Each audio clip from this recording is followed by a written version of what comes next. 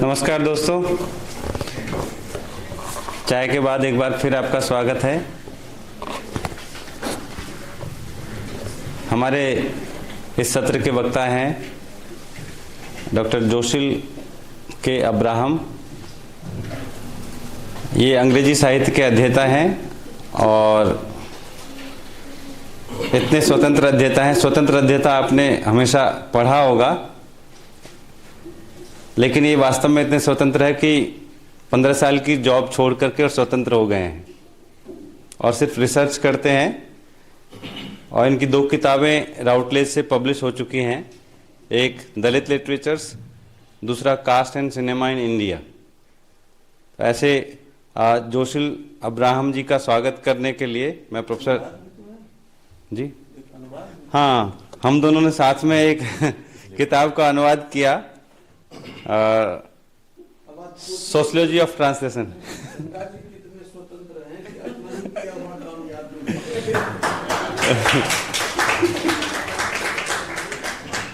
तो मैं इनका स्वागत करने के लिए प्रोफेसर देवशंकर नवीन जी से निवेदन करूंगा कि एक स्मृति चिन्ह भेंट करके इनका स्वागत करें।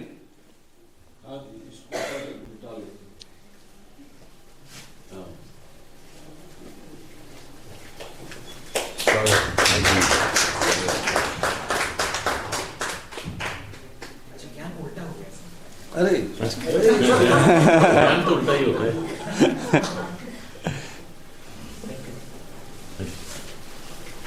ज्ञान उल्टा हो चाहे ना हो, लोगों के लिए ज्ञान हरदम उल्टी बात है।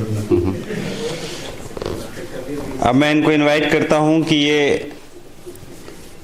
जो इनका अध्ययन का पर्सपेक्टिव है उससे अनुवाद की सांस्कृतिक चुनौतियों के बारे में हमसे बात करेंगे और निश्चित तौर पर इनके संदर्भ और इनकी व्याख्याएं कुछ दिलचस्प होंगी। आइए सुने जोशिल अब्राहम जी को।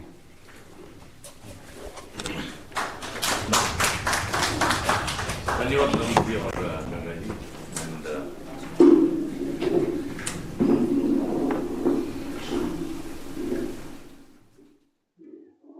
मुझे बहुत खुशी हो रहा है आप लोगों के बीच में आने में और बात करने का मौका मिलने में।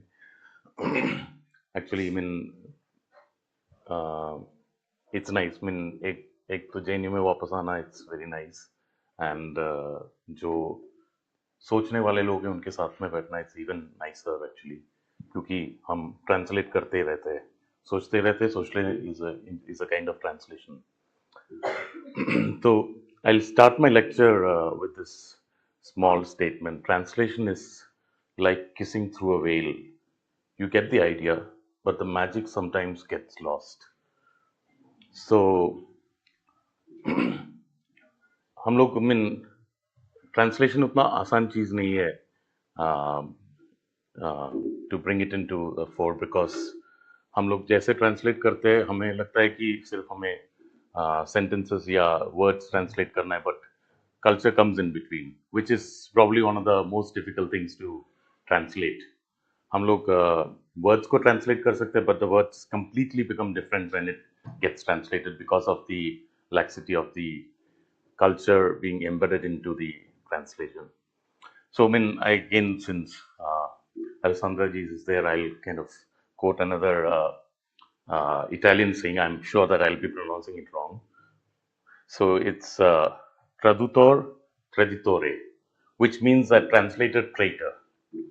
So translator dhokabaz hai. It's like, no, it's someone who cheats us actually. So translator को एक चीज दूसरे से इसमें लाना, it's a very difficult thing. So, but यही हमारे पास एक माध्यम है to know other cultures, other places and so on. So we have to live with that dhoka. Now, mera focus of the lecture, I'll try to kind of bring in examples mostly from movies, because अभी when I had thought that movies एक ऐसा माध्यम है जो सब लोग देखते हैं and they like to kind of engage with, but strangely एक टॉक में मैं बैठा था तो किसी ने बोला कि अभी तो लोग मूवीज भी नहीं देखते, सिर्फ रील्स देखते हैं। So, but still, I'll stick to movies and take some portions from movies to kind of make things and more engaging.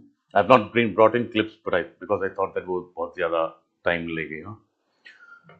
So that's the thing. So that's the context of the talk. So I'll just start with a few anecdotes जो मेरे साथ में हुआ था. मैं बहुत साल पहले जब दिल्ली आया था, तो जेएनयू में रिसर्च असिस्टेंट का 1 साल का ये था. उसके बाद में मैं गीता कॉलोनी जाके रहने के लिए गया था. So it's a Punjabi location.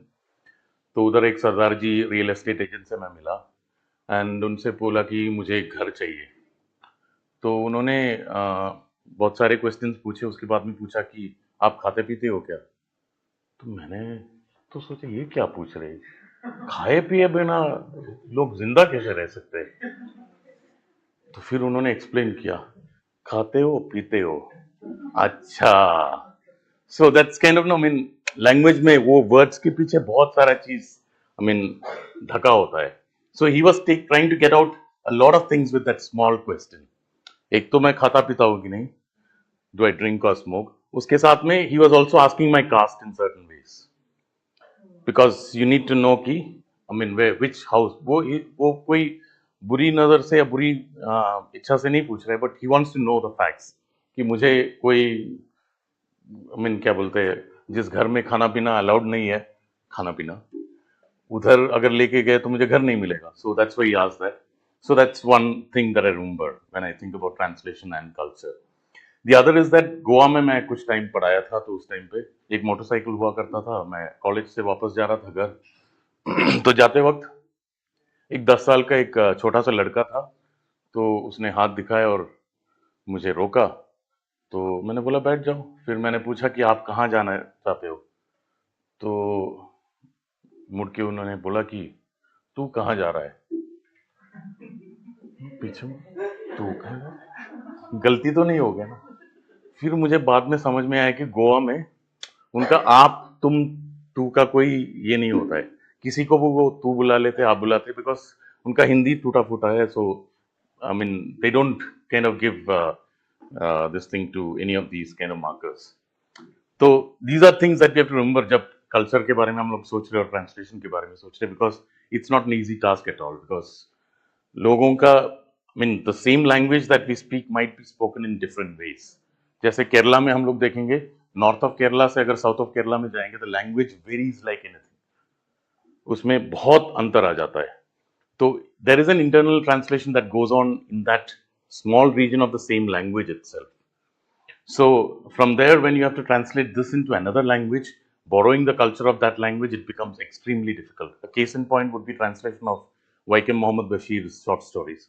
One of the most difficult things to translate, I would say, because it's got so much of humor and it's kind of local cultural humor, which becomes very difficult to kind of pass on from one to the other. So, so let's kind of get into this this magic of translation. Like in some Chinese whispers, it's said that you tell one whisper, it goes on from हमने खेला होगा कि एक whisper करते हैं दूसरे को बोलते हैं. जब तक वो 10वीं आदमी के पास में पहुंच जाता है, it's a different story altogether. So that's the story of translation also. It kind of changes and changes and changes. So I try to kind of not give a really academic talk. जैसे गंगा जी ने बोला है कि मैंने tata bye bye कर दिया था, तो अब academic talk पूरा तरीके से देने का कोई मतलब ही नहीं है.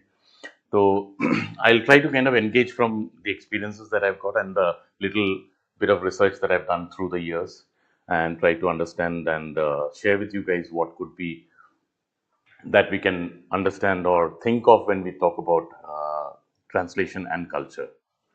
जैसे कि we have got this small phrase that is there in Hindi, गाड़ी पलट गई.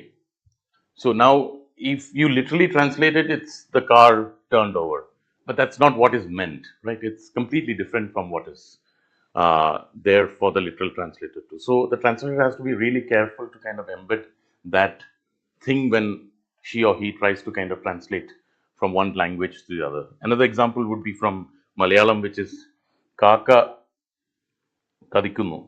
So it literally translates into burning crow, but that's not what it really means actually. Kind of, I mean, kind of near about translation would be a crying wolf actually. But then if you say a crying crow or a burning crow, it makes no sense because that's not what is intended. So these are certain things. And before kind of moving on to the examples and taking you through, there are certain theories that are there which are related to uh, cultural communication and translation. So I'll just kind of bring that. Alexandra ji had mentioned about it earlier in her talk already. The equivalence and equivalent effect theory by Eugene Naida, which emphasizes creating a translation that evokes the same response in the target audience as the original does in its native audience. Its application comes when we translate idioms.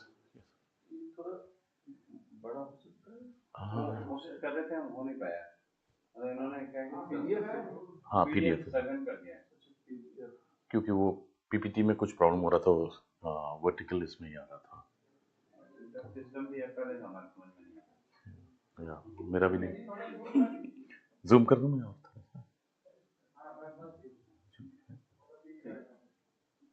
yeah. So the application of this theory mostly comes in translating idioms, jokes, cultural references, etc. So this theory guides translators to find cultural equivalence rather than literal translations. An example would be the movie called Hangover, which you might have, many of you would have seen. So in the Hindi dubbed version of the movie, the strong language and adult humor were adapted, and culturally relevant phrases like "Are Bhagwan" instead of, I'll give you the reference. I mean, there is a F letter word that is used. So this kind of goes in. Should I tell the entire F letter word? I hope it's known to everybody, right? So this word, when you translate into in most of the movies, including this movie called Hangover, you would have the F letter word being replaced with Hey Ram. There are the actual clips are there. So it's a controversial time, so I'll have to kind of have my backings in place. So the F letter word gets translated or dubbed as Hey Ram or Hey Bhagwan. Because for an Indian audience, probably that word to be translated literally into the language that is it's getting delivered would not be appropriate, or the audience might not take it with kind of acceptance. So it's translated as say Hey Ram or Hey Bhagwan, or sometimes it's beeps. So whenever you have a beep in a movie, that means it's a गाली, right? जब भी beep होता है उसका मतलब है कि ये गाली को ट्रांसलेट किया है. So this is how you adjust to the culture that you are kind of translating into. And movies and subtitling it's a big industry now, and it's a big thing which can immediately transfer, because there is no scope of kind of too much of sitting over it and revising it and so on. So you need to really know on the spot what to put. Otherwise, you might completely get the message wrong. So that's one example that could be there for this theory. Now, when you have the next theory, which is called Scopas theory, which is again which was proposed by Hans J. Vermeer. So the concept is that the translation approach depends on the purpose of the translation. It prioritizes the intended function of the translated text over word for word accuracy. Application of this would be in movie dialogues. The goal may be to entertain, maintain cultural integrity, or comply with censorship. As I said, I mean, you'll get an A certificate if the word is translated directly into what it is. So you kind of do a roundabout and then you bring something else. Like for example, in the movie Deadpool, the movie's irrelevant and foul-mouthed humor was adapted for Indian audiences by using playful yet less offensive expressive expressions like "baap re baap." So your galis, your abuses are translated as beeps, or like things like "baap re baap" instead of harsh swear words that are there. So that's roughly what Scopus theory is. I mean, I'm just kind of diluting it to the bare minimum. I'm not going into details because that's not what I'm here for. The third theory that is there is cultural turn in translation studies. It's proposed by Susan Bassnett and Andre Lefebvre. So it says that translation is not just a linguistic act, but a cultural one. It emphasizes the role of culture, history, and politics in translation. An interesting example would be Life of Pi, which all of you are kind of familiar with probably. So, translating the Tamil expressions and Indian cultural references into English while retaining the story's essence and ensuring that the global audience could connect with Pai's journey without losing the Indian cultural undertones are difficult. Similarly, you would remember the name of the tiger in that movie or in that novel, for that matter. It's Richard Parker, right? So it's a mistake that had happened when the documents were transferred for the shifting of the tiger. So the person who had caught the tiger, his name happened to be Richard Parker, but that was misplaced, and the person who was a hunter, I'm forgetting his name. Uh, so that was written in another slip. So these slips got exchanged, and then this Richard Parker kind of became the name of the tiger. But this again signifies how language and culture kind of know. I mean, nobody raised an alarm when Richard Parker was the name of the tiger. So that's the beauty of culture, or that's the kind of ignorance of culture, for that matter. Like we might have, like I have a neighbor in my home near Mohali. His name is Jimmy. The moment we hear his name, we start giggling and smiling, because back home in Kerala, Jimmy is a name that we regularly give to our dogs. But it works, right? So, so that's something that we have to again beware of. We need to know the history. We need to know the culture from of the original text to understand how we can kind of probably bring it into a new language. The next theory is polysystem theory, proposed by Itamar Ivan Zohar. So, translation exists within a cultural polysystem where multiple cultural and literary systems interact. The status of the source and target text within their respective cultures influences the translation approach. Here, an example would be again a very world famous movie, The Godfather.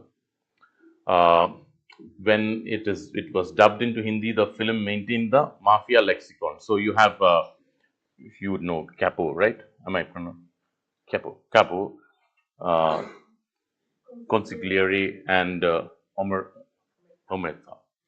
So while infusing, so when you are dubbing it into Hindi, you kind of give Hindi type names to these, actually when you translate it in that way, so that it can be understandable for the audience. If you bring in these terms as it is, or you bring some equivalent of it in English, or vulgar Hindi translations of it, it will not kind of sync with the audience. So you need to kind of really kind of find out what fits in to that particular target language, and what kind of genre you're taking. It's a mafia movie, so you have to have those kind of terms that are brought in, rather than kind of bringing in any kind of terms which will not work for the situation.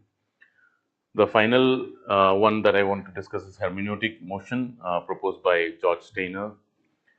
Translation involves interpretation, where the translator must understand, interpret, and then present the text in a new cultural and linguistic form. For example, Slumdog Millionaire translators had to interpret Mumbai street slang and cultural nuances, translating them into English in a way that retained the authenticity of the characters while making the story accessible to the international audience. So that's a big challenge that happens when you have Indian movies getting screened abroad, or you have subtitling of that being done. You might not be able to kind of easily translate things because of the complexity of the culture that we have, including the caste structure, including the gender dynamics that are there, and so on and so forth. For instance, you can't simply translate a name without giving the reference of a surname which has got a caste reference. If you simply translate it without giving the context of that, it gets lost for the audience, because they might feel that it's a very neutral term.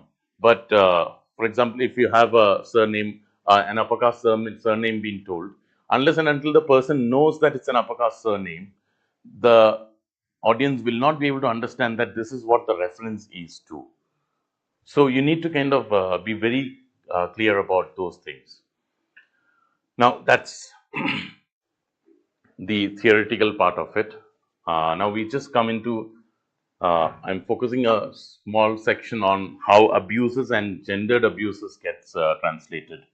For example, you have Hindi to English translations. You have a movie called Gangs of Wasseypur, full of a lot of cuss words. So I've written them. I'm not reading them aloud here. So you have a lot of cuss words, and most of the things, interestingly, if you see cuss words, if you see abuses, most of them are either gendered, it's to do with abusing women, or the second thing is caste. So these are major. I'm not saying that there aren't others also, but these are the two major things that are there. So now we have to consciously make an effort to understand how to translate them. Now, a culture might accept women being cursed or abuses being made on women, but the other culture might not actually. So the translator has to think, and also it's a translator's politics. It's her or his decision to make whether I want to replicate the same thing when I kind of translate it. Also, should I give the original as it is with the cuss words that are there, or kind of replace them with other? So we have a lot of cuss words when it gets translated. Mostly we try to kind of put a beep, or we try to kind of mellow it down. For example, instead of a very derogatory cuss word, we end up saying you bastard. Again, bastard is again a very problematic abuse that is there. Again, it's directed towards a woman. So that's the strange part of it actually. So what we should understand is that the rawness and cultural specificity of the abuse in Hindi are often lost in English, where either a middle insult is used or the line is completely censored. Now, the other problem when we kind of dilute these abuses also is that the narrative gets kind of completely meddled with, because the abuse might be very central to the narration as well. Now, whether to kind of keep the narration as it is or to kind of give it uh, kind of mellow it down is something that we'll have to make a choice on. And again, as I said, when we have novels or when we have short stories getting translated or poems getting translated, we have the liberty and license to kind of sit back, edit it as many times as possible. That's not there for movies. It's a realm where it goes real time in some ways, and the production costs for movies, it's way too higher, so you can't afford to kind of meddle with it again and again and kind of refresh it. So we need to have a lexicon. We'll have to have an idea of how we do things when we have to deal with movies. Again, we can take more examples like English to Hindi. We have Pulp Fiction, the same example that I said, it's repeated there also. Instead of the F letter word, the Hindi dubbing says Terito, Hey Ram. It just got nothing to do with the original word. So, so we need to kind of understand how we deal with those. Now, again, Malayalam also, there would be, say, a Malayalam movie which says Patti. Patti means, what do you call, dog in Malayalam. Now, for you listen to Patti, Patti might be the Patti on the this thing, right? But when you translate it, whether you translate it as simply as Kutta. So now the Patti that is meant in the Malayalam might not be the Patti that is meant in Kutta that is meant in Hindi. Reason being that it might be said with affection. There, the Patti is not a, it's not a abuse actually. It's you're saying it out of love to somebody. I mean, you can ask why should somebody calls somebody else as dog, but no, it happens. Like no, you find affection in certain kind of words. So you need to know if it's affectionately said or if it is said as an abuse actually. If you miss that point, then you miss the entire story. So those are there as examples for movies. Then you have a short story example which is coming from Vaikat Mohammad Bashir. His Pathumayade Aadu, which is a short story that is there. So here he says, "Nee oru pattiya," the same example, you're a dog, but it's said affectionately, as I said, you're a dog. So if you translate "tu kutta hai," it's an abuse, right? I mean, nobody in Hindi says "tu kutta hai" with an affection, right? I mean, I doubt. I don't know if I'm not completely familiar with the terrain, but yeah, I don't think so. But in this particular story, I mean, "ni patiya" is said with affection actually. So you need to either I mean explain it by kind of visualizing it or put a footnote or whatever and tell to the audience that this is not an abuse, it's something else. Now, what are the challenges that are posed when you translate abuses? You need to be culturally sensitive. Some abuses carry humor, endearment, or cultural context that may not translate well. So that's something that you have to be careful about. Maintaining intent and tone, balancing the original's intensity with cultural norms in the target language. Censorship constraints, again, movies and literature often go, literature not as much as movies, but also literature undergo censorship, leading to altered or toned down translations of strong language. So that's the other thing that is there. Then I'll get into some Hindi movies which were dubbed into English, like DDLJ. You have this classic dialogue, right? बड़े बड़े देशों में ऐसे छोटी छोटी बातें तो होती रहती है. How do you translate this? Right? It's a task in itself. It's not easy to translate that, because literally, if you translate, I mean, the subtitle that is given is in big, in stuff like these keep happening in big countries. Does it signify anything for the English audience? I doubt, actually, because that's not what is meant.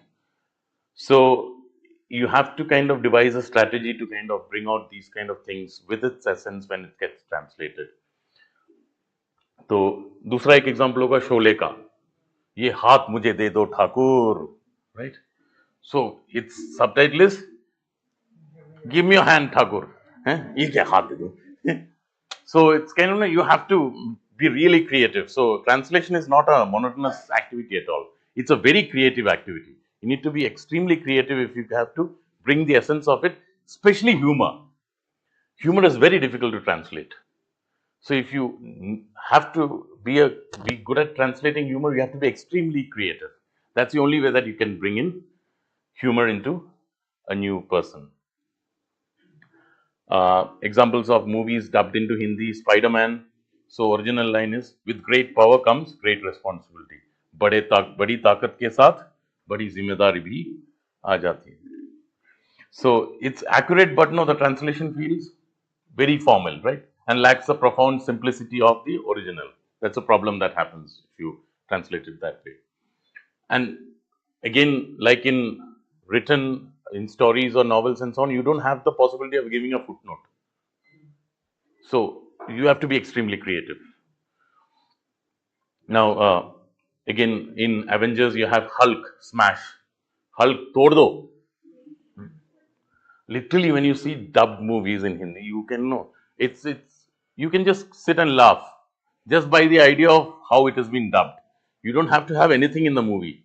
The dubbed movie itself is a matter for sitting and smiling and laughing, because it's full of mistakes, it's full of errors, and errors is where what do you call, humor comes from. If we, I mean, mistakes, if we can don't have any mistakes in this world, humor will end. So we should not have a perfect world. The perfect world is the worst world, because it will be devoid of humor. Now, how humor emerges in translation: cultural adaptations. Translators often adapt humor to fit the cultural norms of the target audience, which can sometimes lead to unintentional comedy, right? So that happens. When literal translations, when phrases are translated word to word, the original context might be lost, creating a humorous mismatch. Exaggerations and understatements. Bollywood's melodrama often feels exaggerated in English, while Hollywood's sarcasm might seem understated in Hindi.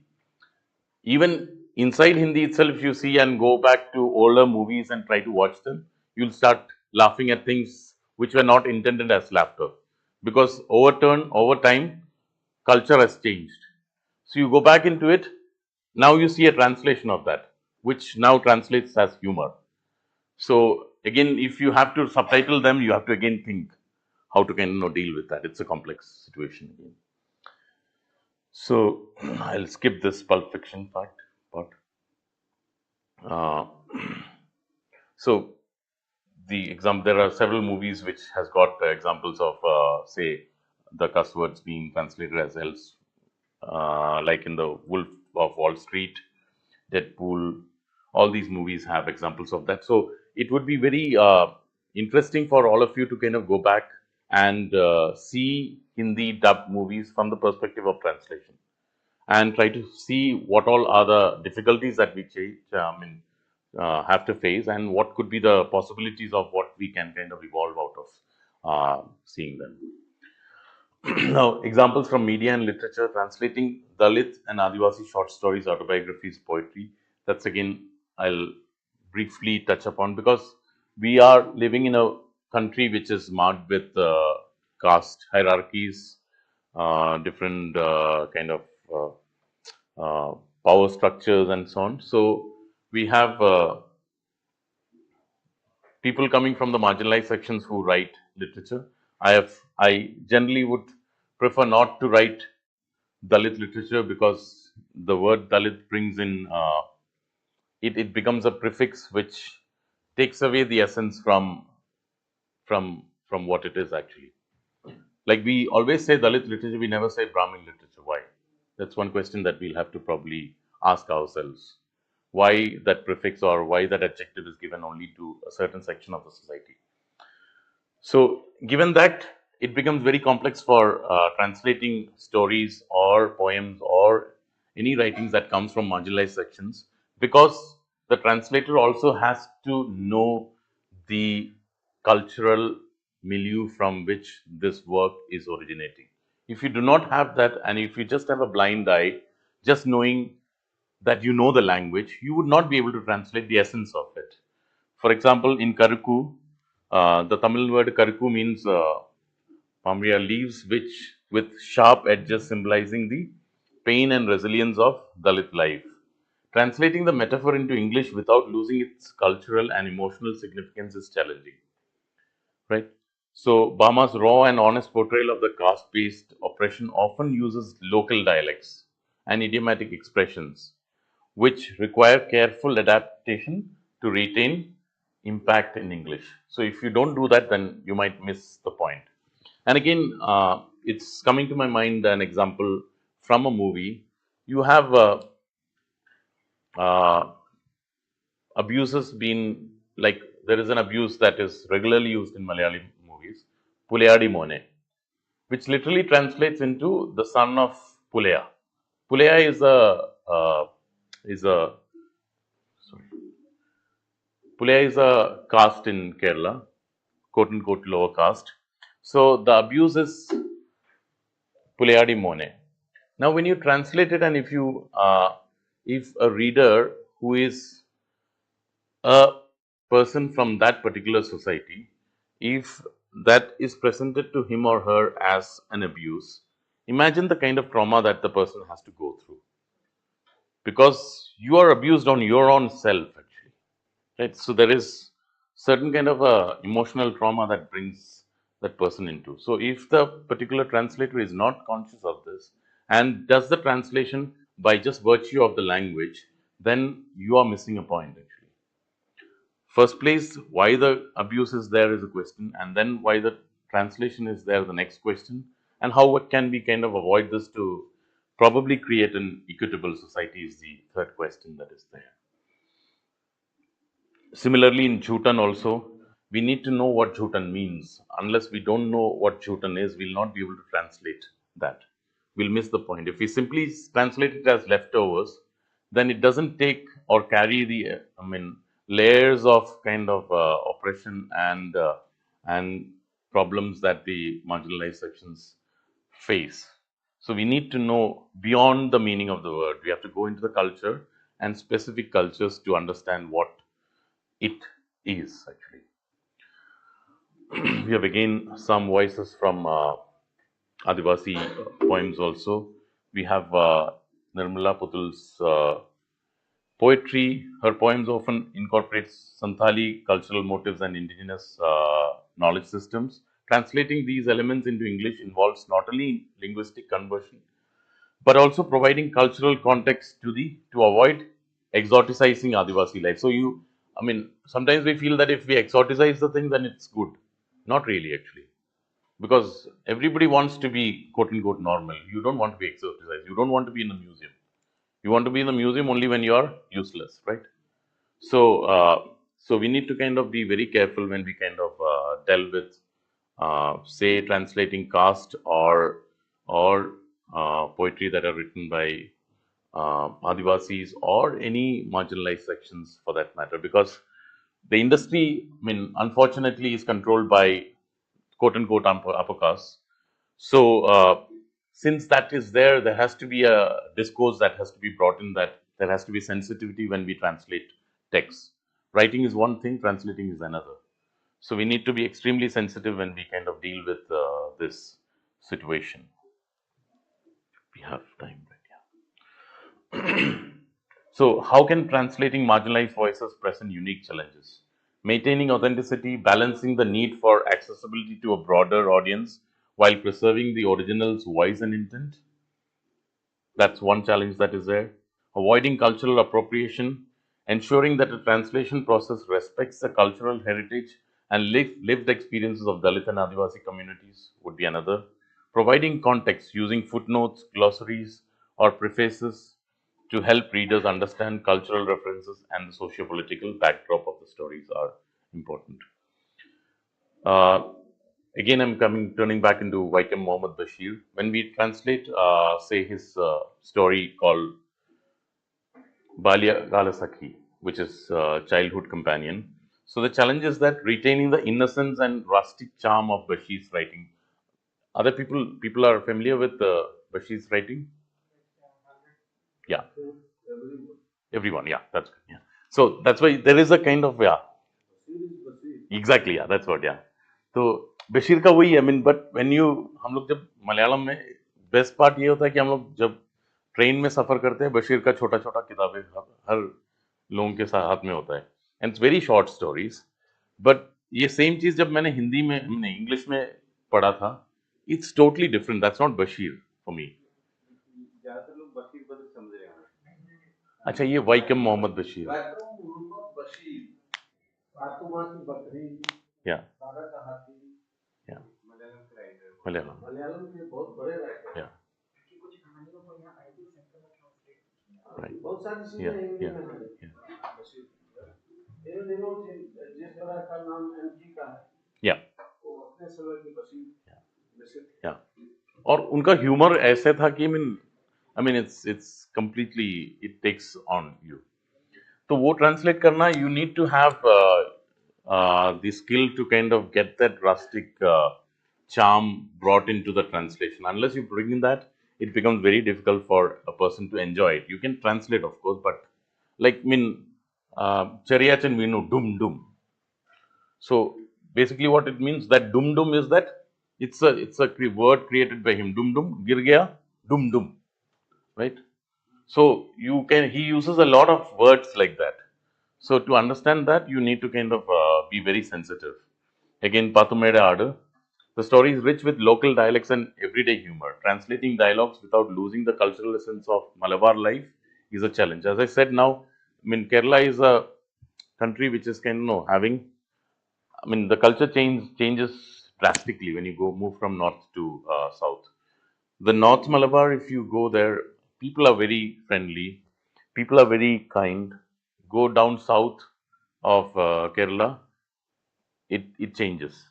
The food is also better towards the north, the people are also better towards the north, for whatever reason, right? And Bashir, many of the stories catches this element of the northern part of Kerala. So if you do not keep that in mind, and if a person from south takes his or her culture and then tries to translate Bashir from Malayalam to English with the belief that I know Malayalam, I know English, it won't work. So you need to be very, very crafty when you translate. Again, brings back the point that translation is a creative activity. It's not a non-creative activity at all, actually. It's probably as creative as writing itself. Again, Madhuligal, you would have seen this is it was made into a movie also. So Madhuligal, the idea of walls, it represents both physical and emotional barriers, because there are two people on the two sides of the wall. It's a prison wall that is there. So you have a prisoner in the men's ward and a prisoner in the women's ward, and they communicate with each other. So that's the crux of the story. And there is this coconut leaves that goes up and down in the movie, if you have seen the movie. And when the coconut move goes up, the lover from the other side knows that there is something to be talked about. So then the talking happens. So now, how do you translate such kind of things? You need to have a real creative mind if you have to do that, and a real blend of the culture also along with that. So you need to know the linguistic nuances. The simplicity of Bashir's prose is deceptive. His stories carry deep philosophical and cultural undertones. It might look bare down, like when you read aphorisms of Nietzsche for that matter, they look very simple, but they're very philosophical actually. Similarly, Bashir's is extremely philosophical. They might look very, very innocent, but they carry a lot of things with them. Another writer I can remember is Italo Calvino for that matter. So looks very simple, the story at the outset, but very philosophically entrenched. So you need to be that devoted if you want to, and if you have to translate such things. You need to have cultural sensitivity. Again, Bashir's stories often depict Muslim household traditions and Kerala socio-political context. Translations must avoid both exoticizing as well as oversimplifying them. Maintaining humor and emotion, the most difficult thing in translation, as I believe, it's difficult to translate humor, so you need to have a certain kind of skill to be able to do that. You need to know and be ready to make mistakes also if you have to create humor. So that's that. Now, I'm just trying to kind of again thinking about how we, when or if we translate B.R. Ambedkar's writings for that matter from the perspective of translating caste. So if we say annihilation of caste is getting translated and translating Manuwadi as orthodox, does it work? No, it doesn't work because that's not what it is at all. It is not, right? Exactly the thing. So it will completely dilute the critique of Brahminical supremacy if you translate Manuwadi as orthodox. So you need to have uh, a method to kind of deal with such kind of situations, and either by footnotes or by kind of explaining things and making people understand that this is not what it is actually, and it has got layers uh, of complexity to it. Translation of Dhamma as Dharma may lose the specific Buddhist philosophical context, right? So we need to be careful, like if that's one that we translate. Say Ambedkar's speeches, I was born a Hindu, but I will not die a Hindu. Simplifying this is to, I will convert to another religion. Doesn't make any sense because he's very specific in his thing. I was born a Hindu, but I will not die a Hindu. This is Ambedkar's words. So if we translate this, and if we try to translate it in its essence, then we need to have that revolutionary fervor of what Ambedkar had. We simply cannot say that I'll translate, I'll opt another religion. That's not what he means, right? Now I'm going back into the movie Godfather and translating the Godfather into Hindi, the role of translation in cultural communication, how it works in cultural communication. Now, there's a dialogue, an iconic dialogue from Godfather. Have you guys seen Godfather? देखा है movie? देखा है, yeah. जिन्होंने नहीं देखा है please देख लीजिए. देखना शुरू करेंगे तीनों एक साथ ही देख लेंगे आप. There is 3 in the what do you call sequence. It's brilliant. So I'm gonna make him an offer he can't refuse. This is what Don Corleone says. Yeah. Yeah, there you go. Yeah. So इसका Hindi translation हो सकता है कि मैं उसे एक ऐसा पेशकश करूंगा जिसे वो मना नहीं कर सकता है. अब what do you get from this? There are 2 layers to this statement actually, right? It means that you'll have to, this is an offer that is kind of very tempting, you'll have to take it. So on the onset, that's what it is. But actually, it's a threat.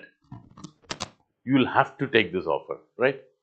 So that's, if you miss that second layer of it, then you're missing the entire movie actually. So because that's what Don Corleone is actually. If he makes an offer, then you'll have to take it. You cannot refuse it, right? So coming into the next one, which we had discussed earlier, the terms like capo, consigliere, and omata, and so on. how do we translate them? So we have to devise a strategy for all these things, because why I'm emphasizing on this, movies and nowadays reels now is going to be the new world actually, along with books. So we need to kind of devise terminologies with we can kind of translate any of these words. Now, translating threats and warnings. Now the dialogue is Luca Baxi sleeps with the fishes. Now it's a Hindi translation that could be there. Luca Baxi मछलियों के साथ सोता है. Does it make any sense? Nothing, right? So the direct translation keeps the mafia style euphemism, but may lose its ominous tone, right? In Hindi, this phrase might sound more literal and metaphorical, potentially requiring additional dialogue to convey its threatening meaning, right? So Luca Barsi sleeps with the fishes is a threat, right? Is a threatening statement. It's not that मछलियों के साथ में जाके वो मछलियों के साथ में. There are people who sleep with trouts and so on that they kind of know in farm in their farms in Manali, but that's not what is meant actually. Or fishermen who go to fish and then probably sleep in the sea throughout the night and then get up. That's not what it is. It's something else, right? Translating gestures and expressions. Now, this is another important arena that we have to think. So you have just, I mean, movies will have, if it's a written document, if it's a novel, if it's a short story, we have descriptions that go on, so we can translate that and we can make the reader understand what the gesture that was used there. But in a movie frame, you have a gesture being used. How do you translate that? You have only one subtitle that comes in, right? Which will translate the literal voice that is there. But the gestures might be telling a different story altogether. Similarly, you might have a movie movie scene in which you have something written in the background. Like there might be the name of a shop that is written in the background. Now, how do you translate that? Or do you translate that? And if you don't translate that, what is the meaning that the person is acquiring? Is a question that is there. So these are all things that we'll have to think when we kind of try to or think of subtitling movies and so on. Because through movies, we believe that culture is getting transferred, and it's getting transferred immensely because the world now sees all kinds of movies. So we start assuming that this could be the culture of that place if we do not know the context of what is being represented in that particular movie. So we need to be conscious of that. Translating gestures and expressions, there is a very nice example. The Italian kiss of death. A kiss on the cheek signaling betrayal or death. Right? Now, how do you translate this actually in subtitles? You can't. So, either you do it through kind of, I mean, you can't. I mean, you have to find out some methods. Even I don't know how probably we can translate that and make the audience understand that this means a kiss of death. Otherwise, we might think that, I mean, they are kissing happily, right? That's not what it is. Yeah. Simple things like, again, translating words like ciao, grazie, and so on. We translate them as namaste and shukriya, but are they the same? Well, we have to think about that. And can there be a different way to do it? We'll have to think about that. Now, it's because also it's a subculture of Italian. Yes. So it's not standard Italian. Right. It's a subculture. Yeah. And then if you, I mean, you are just reducing it to a namaste. Yeah. Also, you know, like the kiss. I mean, it's not everywhere In Italy. people kiss and then Right. they are going to kill you. Right. Or somebody's going to kill you. Yeah. It's something that happens in this context. Right. Which is a subculture, which is Italian in America. Exactly. So it's Yeah. heteroglossy. Exactly. Now, translate. So, कितना time है उनका जी हमारे पास? Wind up करना. So then I'll skip this part so that no, we don't. There are some examples that we have taken from, say, Lagan. Now, again, if we go back into 10 minutes, no, I'll conclude. So, Lagan is a movie that all of you are familiar with. So, the movie uses a mix of Hindi, Awadhi, and British English, right? So, there are several languages that play into the movie. Now, translating the rural dialects into standard English for international audiences required balancing authenticity with comprehensions. For example, the term Gorakdanda, it's a complex and deceitful situation. That's what it is. Now, it gets translated as a web of lies. It doesn't take the essence of what Gorakdanda is actually.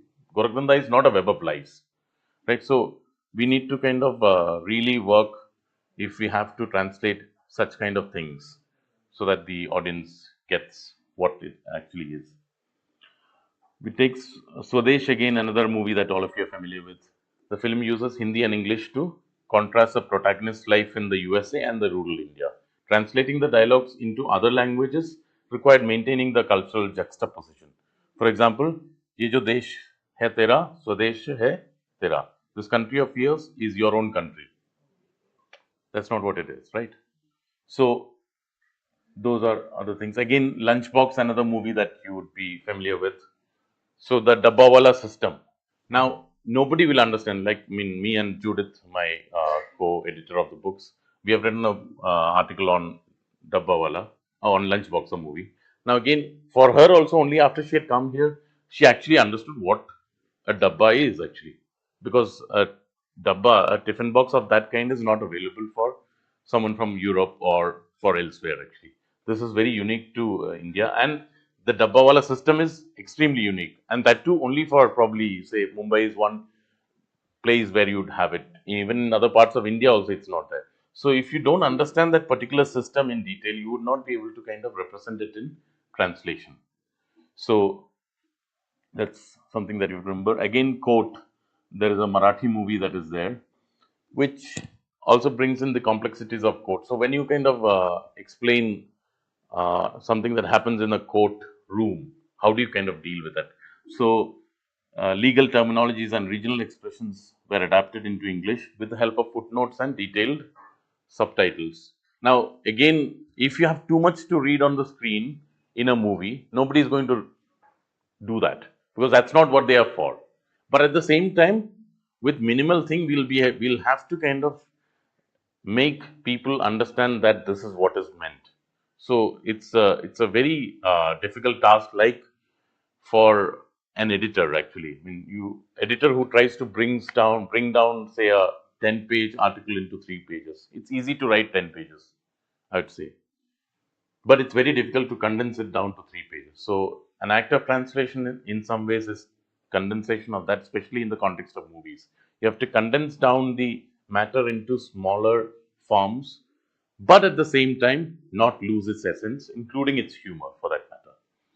So that's some of the things that I have got a entire thing on Parasite. You would have seen the movie Parasite again.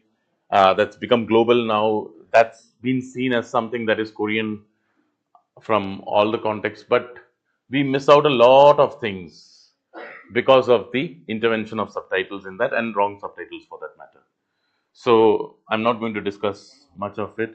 Like simple example, there is a noodles that is there. I'm not able to pronounce it correctly. Jejea Puri, whatever. But it's been given as translated as Ramdon, but that's not what it is actually. So there will be several things that we assume that this is what it is because we have consumed it through subtitles in the movies. Like we say that no, कहाँ पे पता चला था? हर जगह में आया था, WhatsApp में भी आया था, YouTube में भी आया था, और Facebook में भी आया था. So it's authentic now, right? So if you see something in a movie, it's become authentic now. So देख लिया तो उसमें तो देखा था तो वही होगा, right? Like other day I was talking to somebody. They were talking about eating snakes in Korea. So one of them was contesting that you don't get it in. They were referring to a restaurant that was there in Korea, but you don't get it there. But there is a eel.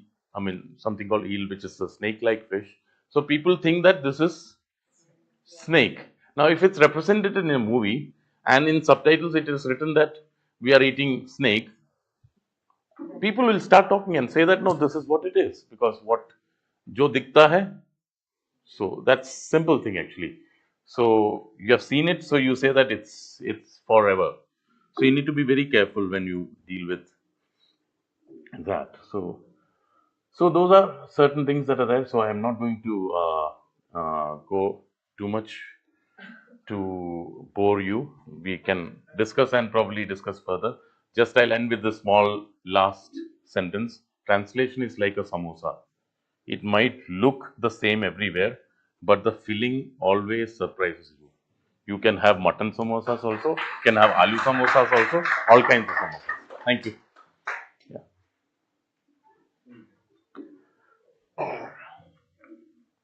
हाँ जी, आप लोगों की दुकान खुल गई है।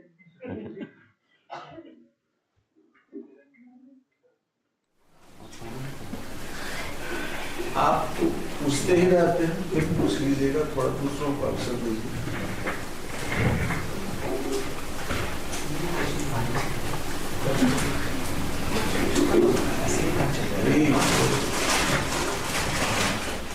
वीरविहीन वसुधा कैसे हो गई? टॉपिक ही इतना अच्छा है, टॉपिक ही इतना अच्छा है, सबको तुलसीदास ने कहा तजहुआस निज निज गृह जाहु विधान विधि में दे ही विवाह। क्या आप क्या करें? क्या नहीं, हमको मैंने सोचा कि ये सब के पास तो इतने सवाल बनते हैं कि कल तक भी ये कर सकते हैं, पहले और कर लें। अब दीजिए कैसे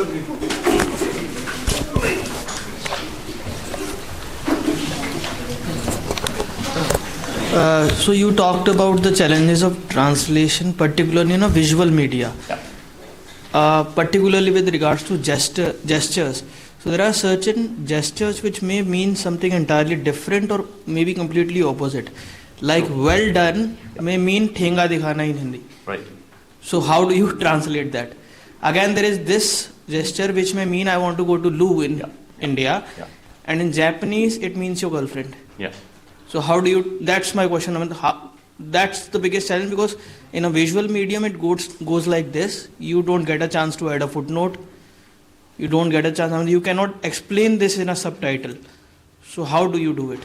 Exactly. That's where the larger challenge lies. When I have only that question in mind. When I cannot. ऐसा ही एक संकेत उसमें आता है, रियलिटी शो में जो देखते हैं, फिल्म का जो दिखाने लगता है, तो ऐसा करता है तो अंग्रेजी और ऐसा करता है तो डमशराज है, और फेसबुक में वो लोग ऐसा किया तो डमशराज, ऐसा किया तो बहुत खराब। Exactly. Actually, that's where but for you at least, having that knowledge that no, it can mean different things in different places itself is a knowledge of culture actually.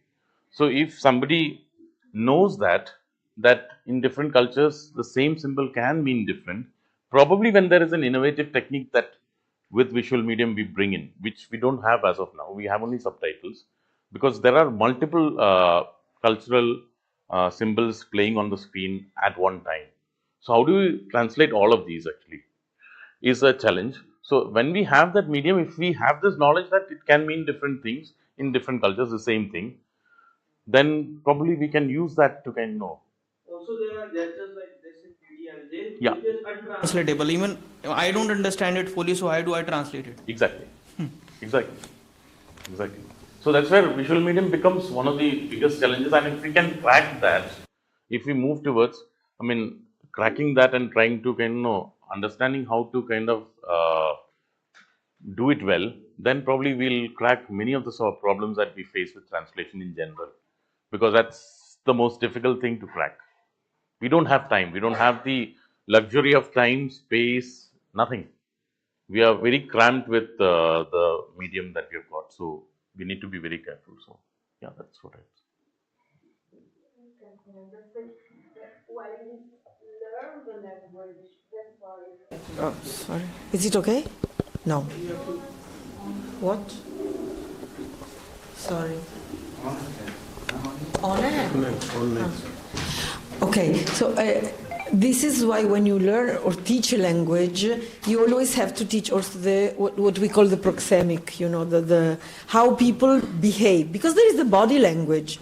I mean, I'm from Italy, and everybody says that we speak with our hands.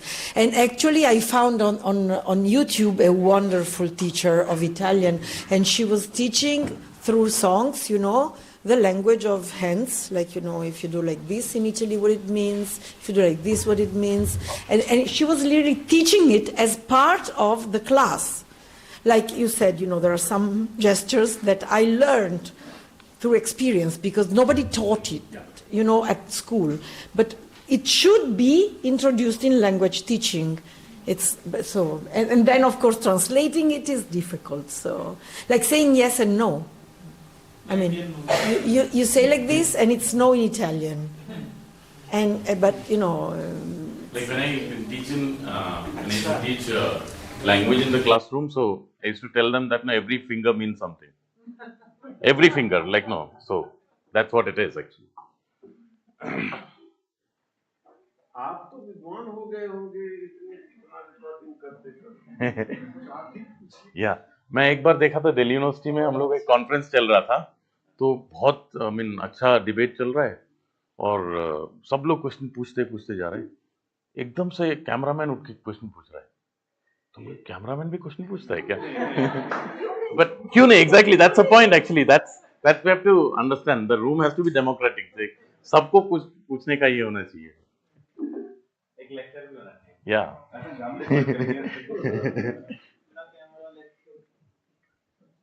Exactly, right, okay, thank you.